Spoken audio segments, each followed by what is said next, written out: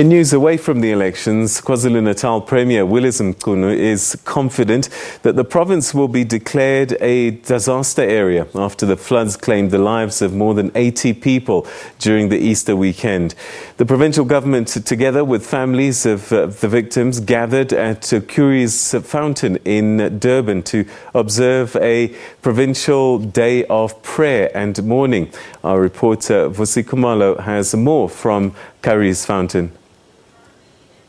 Welcome to the Curries Fountain in Durban. We are gathered here with the families of the victims of the floods. You know that there were about 13 people who perished at a church building at Dlangubo, as well as 70 more who perished here in Durban and surrounding areas. There are so many people here, led by the Premier of KwaZulu-Natal, Willis Mchunu, as well as other dignitaries and the clergy who are here to pray, because today has been declared as a provincial day of mourning and prayer. With me is the KZN MEC responsible for all the disasters in KwaZulu-Natal. She's going to tell us if the province has already been declared as a disaster or classified.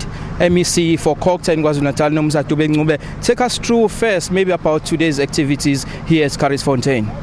Yes, we are here today at the Curries Fountain, and we are happy that the President has already declared days of mourning from the 1st to the 7th of this month as a day of or as a week of mourning.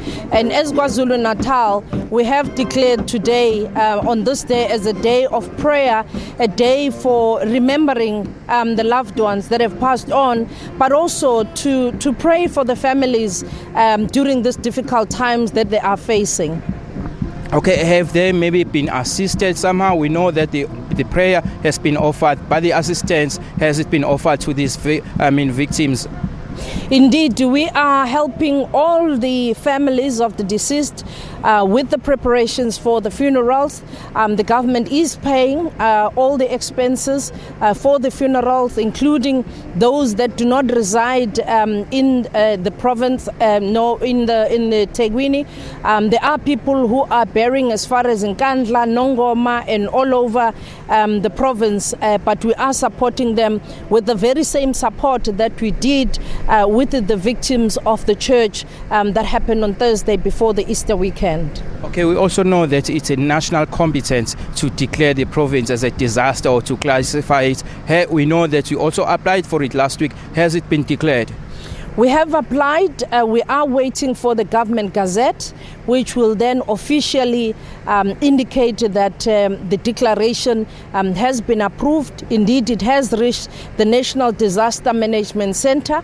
The President has asked the National Interdepartmental Committee as well as the Interministerial Committee to meet and do the assessment for the submission of the signing of the declaration. Okay, tell us about other activities regarding the week-long mourning process. We are also told that all the flags are flying at half-mast. Yes, all the flags are flying at half-mast. As the flags are flying, what we also indicated that during the times of mourning in the country, because we know that these disasters also affected areas of Eastern Cape, Free State and other provinces. During this time, no other flags are supposed to be flying except for the South African flag, which should be hoisted and then be lowered down to half-mast to indicate those days of mourning that have been declared by the state president. Out of 1,000 people who were displaced as a result of the floods, how many have been reintegrated back to their homes? We are not progressing as speedily as we can due to the fact that we need the engineers to can indicate to us whether some areas are still suitable for us to be able to put structures, because we need to make sure that the same problems do not happen in the future. So we cannot reinstate structures unless the engineers that are already on site have identified that the sites that are suitable and the sites that are able to withstand such mudslides and the flooding that we've experienced. Okay, thanks a lot. That's MEC for KZN in KwaZulu-Natal. It's back to you in the studio.